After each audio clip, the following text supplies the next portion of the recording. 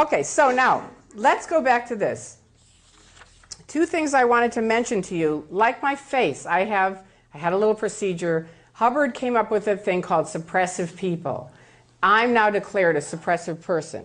I brought my suppressive person declare just to show you. This is the declare of me saying, my last name was Bazazian when I was married. Tory Bazazian of Los Angeles, California is hereby declared a suppressive person. And it goes on and on how bad I am, and her only terminal is the International Justice Chief via the Continental Justice Chief.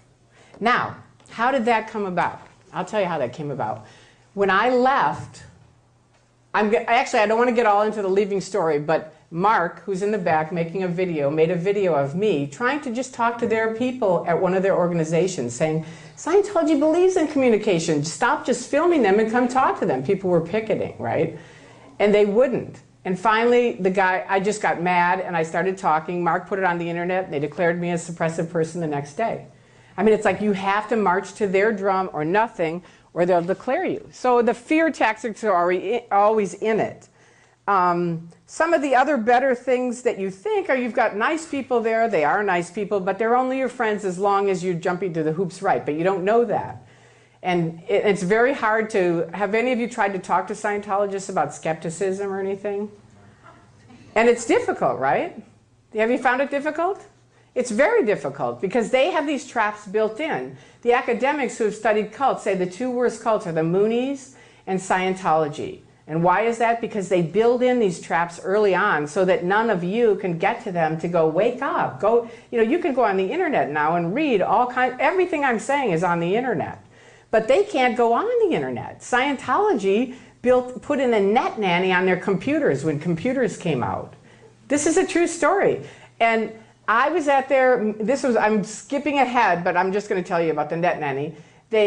We were at a big event in 1999. I was in Scientology and they said, look, the computers are coming out, they're really big, we need all of you to get on the internet. So we have computers all around the room, we want you all to sit down, just type up your success stories, and you'll be on the internet. So we all sit down, we type up our little story, they tab on all their little links, which are all to their Scientology, front groups, right? But we don't know that. It's like Narcanon and Criminon and all the Way to Happiness, all these things that we know of, but most of us didn't know computers at the time in '99.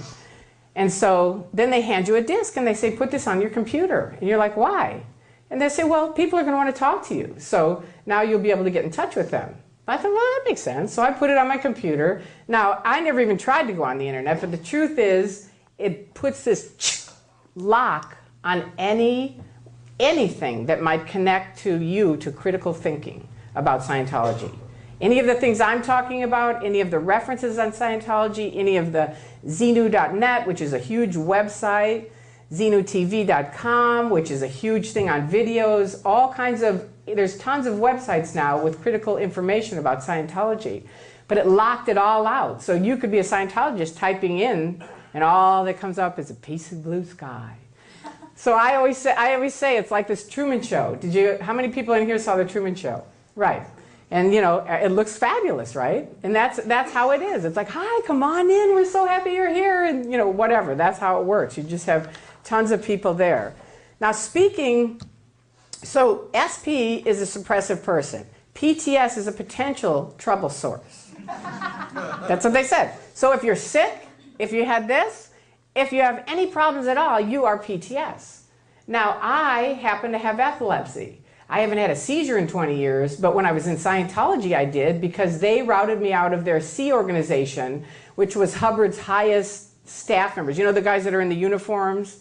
One of my friends calls them the stewardesses in their uniforms. How many have seen the uniforms around in LA? Right, most of you. Well, they wear Navy uniforms. And Hubbard had a bunch of trouble, which I'm going to tell you about, and then eventually moved out into the ocean because he was safe there, right? But I joined the Sea Org, and because I had epilepsy, I needed medication. And I said, look, my medication's out. I need to order my medication. They route me to some yo-ho who's not trained, not a medical anything, but he's a Sea Org member. And he says, well, you know what? We need to get you off your medication. And I want you to take 9,000 vitamins. This will handle it. So now I'm in the Church of Scientology having grand mal seizures. But of course, when I come out of it, people are going, well, you know what? Your postulates are wrong. Now, a postulate in Scientology means your decisions. So it always comes back to you. You're wrong, right? It's not that I have a physical condition. It's that I'm not strong enough or able enough to handle this, right? So you get trapped up in it. And I'm talking to my mom, luckily, thank God, and she's going, Tory, you're going to die from this. Because my memory is getting worse and worse as I'm having more seizures. And, you know, she's like, Tory, you've got to take your medication. And I'm like, oh, no, Dianetics is going to handle it, Mom. It really will. And she's like, no, it won't. It's a physical condition. You need to take your medication. And it gets worse and worse. And finally, I go out on a date. And I call her the next day. And she goes, how was your date? And I said, what date? And she said, you know what? That's it. You know, I had knocked out my teeth in the shower. I'd had a seizure.